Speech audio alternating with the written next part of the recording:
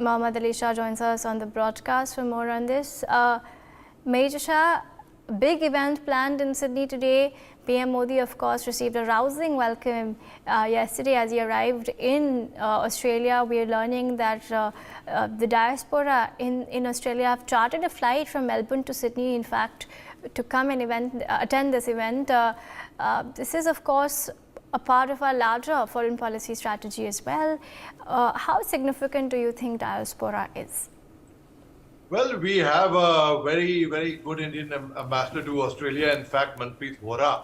And I'm sure he has ensured that every care is taken, and the very fact that there is a whole lot of Indian diaspora. My own cousins are there in Australia, and a whole lot of personal friends who I know are there in Australia. And each time our Prime Minister has visited Australia, the world has seen the kind of reception he has got over there and how the Indian diaspora greets him, not just in one particular country, in every other country. We saw it recently, the whole world is witness to it. Now the very fact is how important is the Indian diaspora, not just in Australia, in any country. I think, as our Prime Minister also has said, wherever he goes abroad, the head of state over there tells him that Indians are doing very, very well, extremely well, whichever part they go to, wherever they go to. So the very fact now, specifically when we bottom line to the Indian diaspora in Australia, we have Indian students studying over there. We have a whole lot of exchange programs. We have a whole lot of them seeking there for employment. We have,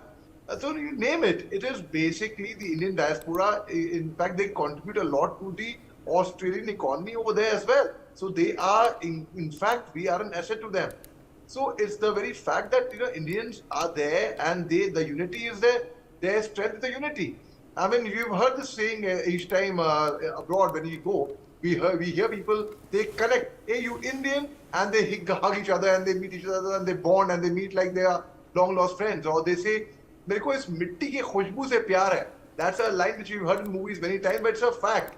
When you go abroad, when you have lived long enough abroad, and the moment you think of India, the moment you meet anyone Indian, you feel connected straight away. And when a Prime Minister goes there to India, in fact, this is Anthony Albanese. In fact, it is he was invited, in fact, for this three-country tour that he set off to Japan.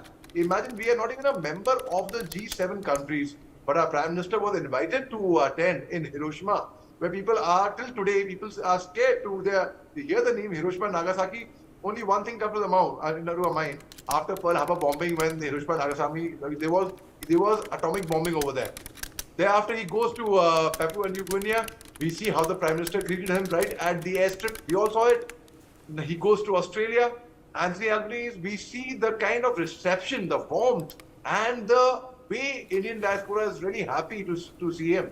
And the morale goes up. So the very fact is, it is we all together outside who are watching us through your channel, through you, Gauri. I would convey a message to them.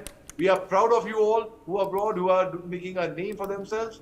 And Mera Bharat Mahan. Right. Major Shah, you've brought out some very interesting points.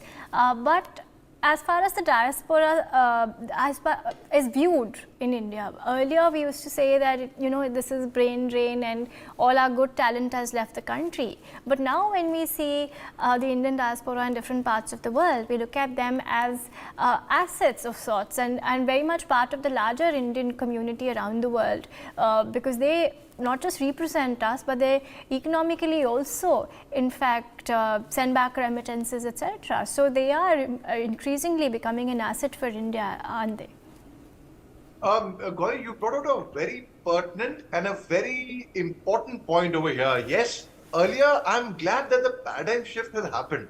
Earlier, people would perceive it as, oh, brain drain, you study in India, you get educated over here, you go to the IITs over here, but you go abroad to contribute to the GDP of that country. What about India, right? Now the very fact today when India is at a position where it's taken a global positioning as a world leader and the people are looking up to us. I mean, a lot of people, whether you agree or not, the very fact is India has taken a global lead. It is the kind of respect we get all over the world.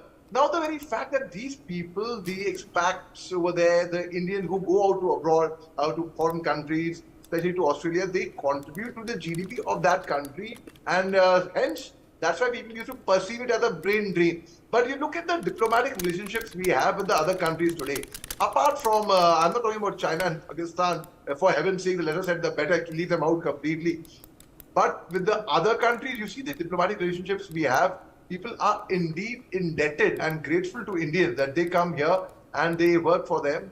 And it firstly it helps in the diplomatic ties. It strengthens that. Secondly, only when you can come in a position, only then can you be a decision maker. Without be coming into that position, you can only dream. Like, there is one very good thing which I would like to quote Shah Rukh Khan over here. He said, only when गुर्बत में philosophy नहीं होती है. Only when you achieve something, when you become rich, you can actually think of becoming a philosopher then.